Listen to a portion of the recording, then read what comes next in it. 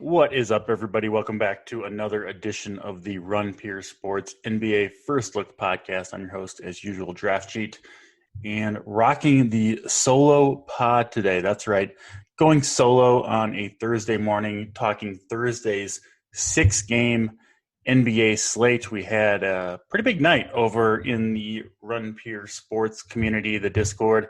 Big T, man, coming off the epic golf win, $1.26 million, and only played one team, I believe, in NBA DraftKings last night. Shipped almost $100,000. I think won a ticket to the DraftKings championship. Just had $1,000 in injury, so it wasn't like he was playing super high volume, but delivered the goods. Screenshots all over the place. So if you're not a member of Run Pure Sports, head on over runpuresports.com and sign up because, man, we are on fire right now. Let's jump into these six NBA games that we do have tonight, the first of which, Utah and Washington. The big news here, and I do think it's very significant news, at least from where I stand, Utah will be missing Mike Conley. They are favored by 12, a 235.5 total. We've seen in the past when Conley sits out, both Donovan Mitchell and Joe Ingles typically go off. Mitchell's price is up. He's 8,700 on DraftKings and coming off, a 33 and 30-point game against Boston Golden State. I think people will be hesitant to pay that price. Depending on how the news breaks, I'm willing to go there. We've seen Mitchell, his playmaking duties, his ball handling duties just go through the roof when Conley is out. Obviously, Conley's their lead point guard, so Mitchell does a lot more. I'm very interested in him. I know the price isn't exactly right, but that's going to hold his ownership down. So maybe not in cash games, but certainly in tournaments, I'm all over that. And then, as I mentioned, the other player, Joe Ingles, you'll see his assist usage go just through the roof, basically. He's going to be basically the lead point guard, whenever Mitchell is off the floor, and then also kind of the secondary playmaker when Mitchell is on the floor. So Ingles last four games, 25, 30, 26, 25 minutes. I would expect that to be 30-plus minutes. And, he's putting up 23, 24 fantasy points a game, basically, even with Conley on the floor. With Conley out, I expect that to increase. I expect 30-plus, 35-plus fantasy points from Ingles, 5,200 on DraftKings. Hard to avoid that for me. So I'm in on both Mitchell and Ingles. Both Mitchell and Ingles are cheaper on FanDuel. Mitchell coming in 8,300 on FanDuel, Ingles 4,400. Obviously, the matchup couldn't get much better against the Washington Wizards. So that's Utah-Washington. Mitchell and Ingles, the primary plays for me there. Let's jump over to OKC and Atlanta. This one, Atlanta favored by 7, 225 total. OKC, as they typically are, missing a bunch of players. Al Horford will be back, which does take some of the shine off a bunch of the OKC guys. You could go to a couple of them, but I'm not super interested in them here. A relatively low total and obviously 7-point underdogs. I think the Atlanta side is a little bit more interesting depending on whether or not Clint Capella plays. He's missed a couple of games, and we've seen John Collins, I guess somewhat predictably, come through with big performances in those games, and I would expect nothing more than that tonight. Decent matchup, of course, against OKC. Al Horford, a pretty good defender, but a little bit past his prime. I think Collins can certainly take advantage of that athletically. So Collins would be the guy that I look at mostly in this game. And unless, there's a bunch of news we don't have here. We don't know if Lou Dort is going to play. We don't know if Theo Maledon is going to play.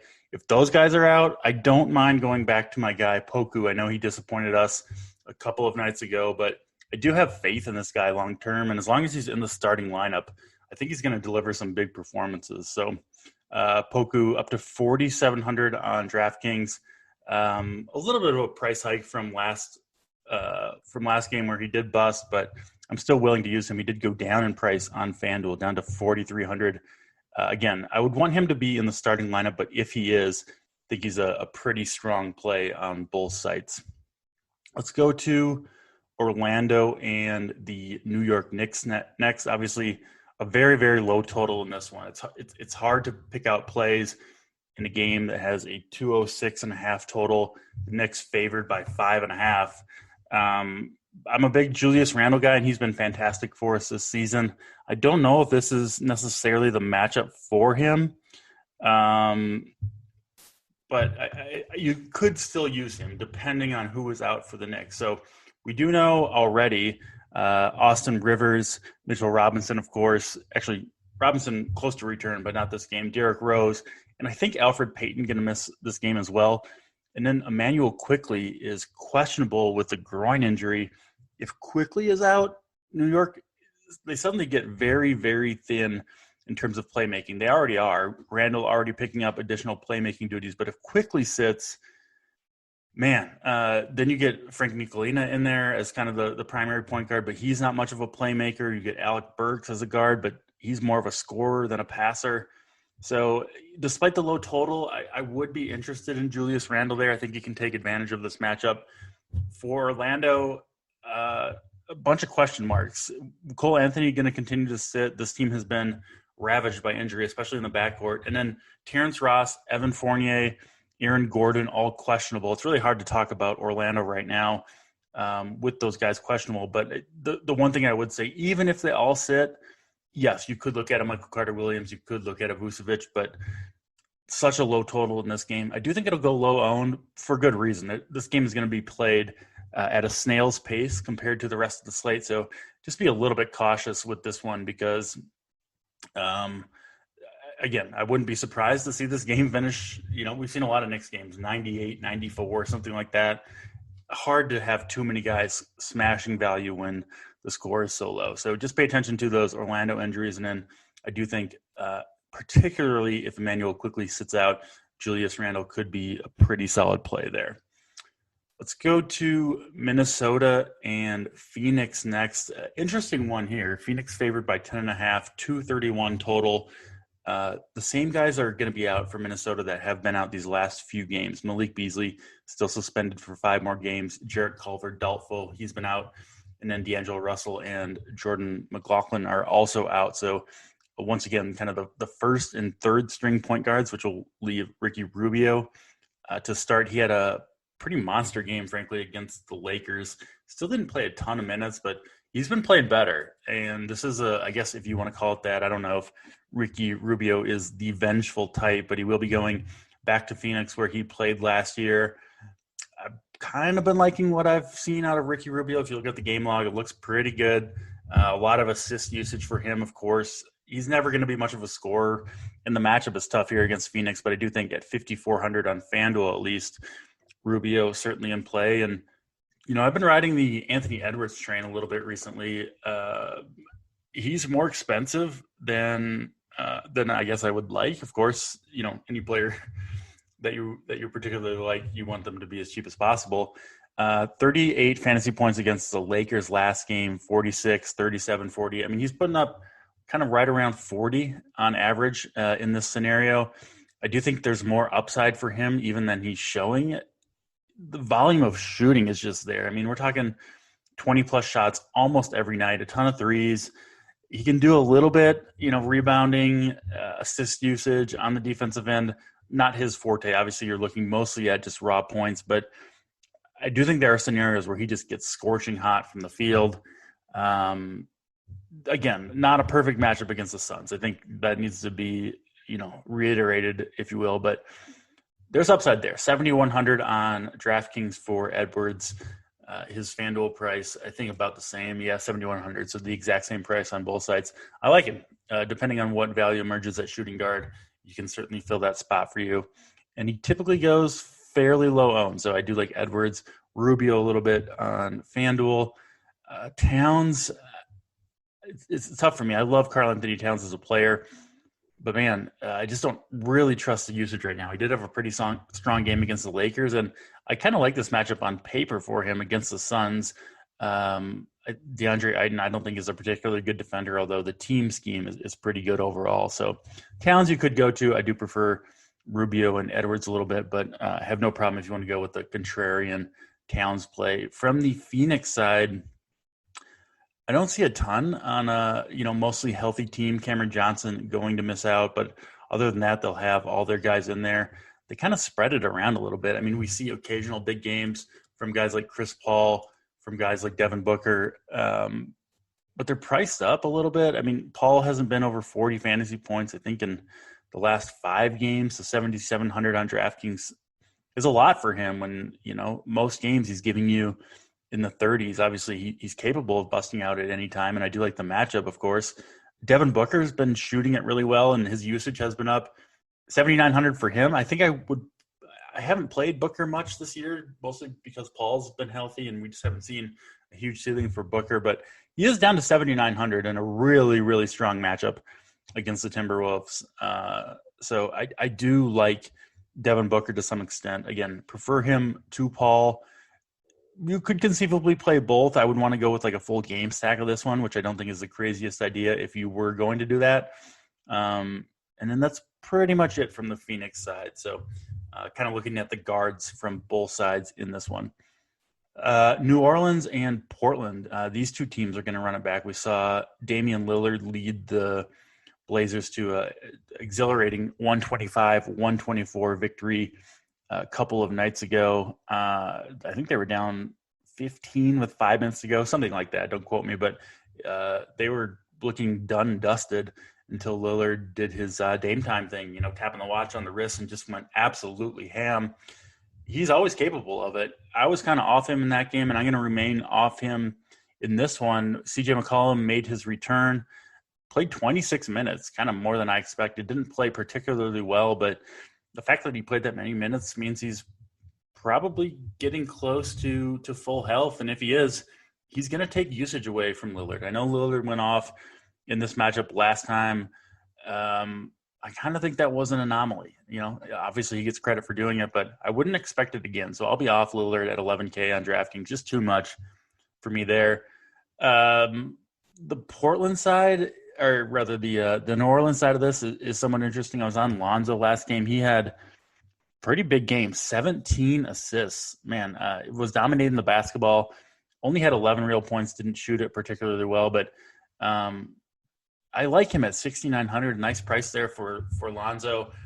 Portland's defense, especially at the guard, well, frankly everywhere, is just really lacking. So I would expect another high-scoring game here. Certainly Vegas does. 239.5 total, highest total on the slate. We've seen, obviously with the COVID stuff going on, we've seen a lot of these kind of back-to-back scenarios, and a lot of times what happens is the games don't play out the same way the second time that they did the first.